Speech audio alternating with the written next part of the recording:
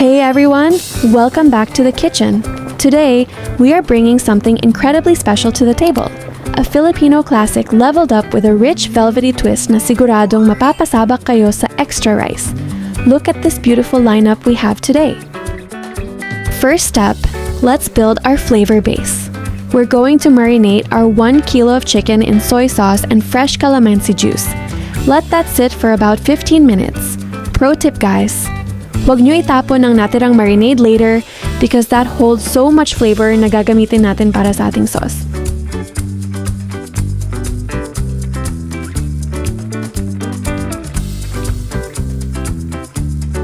Now, let's heat up some cooking oil sa ating pan.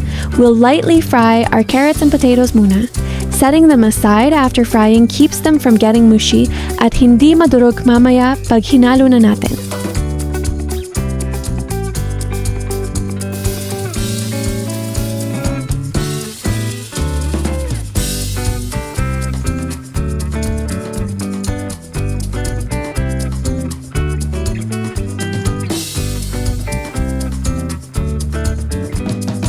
In the same oil, bigyan lang natin ng quick toss ang ating red and green bell peppers just to wake up their vibrant colors. Tapos set aside muna natin ulit.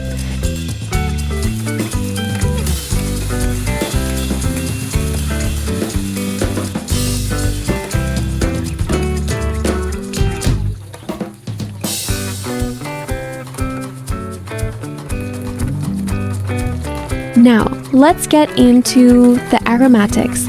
Saute your onions and garlic until they're beautifully translucent and fragrant. Huwag niyo po itong mamadaliin. The smell of garlic and onions melting together sa mainit na mantika is honestly the best therapy pagkatapos ng isang mahabang araw. Next, add your tomato paste. Gisahin muna natin ng mabuti ang tomato paste for about 30 seconds. Cooking it down cuts the sharp acidity at inilalabas nito yung deep, sweet, and smoky umami flavor. Malaking pagkakaiba ang nagagawa nito sa lasa. Time to introduce our marinated chicken. We want to sear the meat until maging golden brown ang labas to lock in all those natural juices.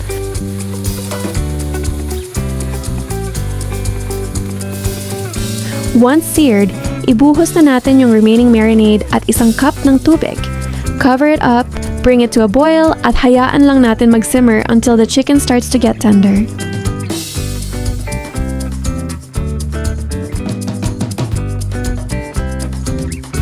Now, para makuha natin yung signature velvety texture at rich consistency ng dish na ito, we are adding a can of savory liver spread. Haluing mabuti hanggang sa tuluyan na itong matunaw at kumapit sa ating chicken.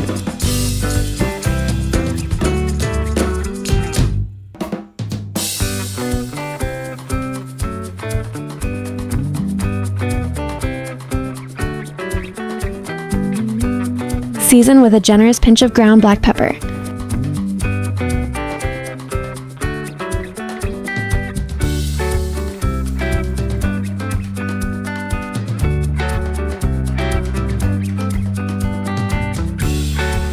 For the game changer, we're pouring in 1 cup of rich coconut milk.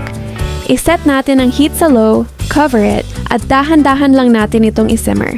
This allows the coconut milk to infuse into the meat nang hindi nagbuo-buo ang gata, making the sauce incredibly luxurious.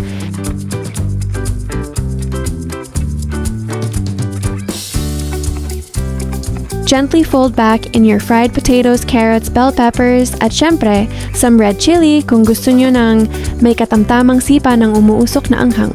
Let it cook until the sauce reduces into a thick, glossy masterpiece.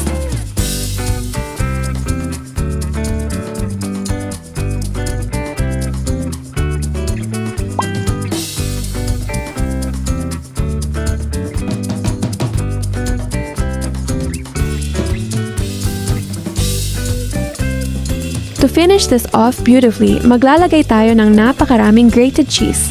Hayaan lang natin itong matunaw completely into the sauce para sa ultimate creamy, savory, at medyo salty finish. Amoy pa lang, mapapawaw na ang lahat. Napakasarap po nito kapag ipinares sa bagong saing na kanin. Give this a try in your own kitchen and let me know kung gaano nyo ito nagustuhan. Happy cooking, everyone!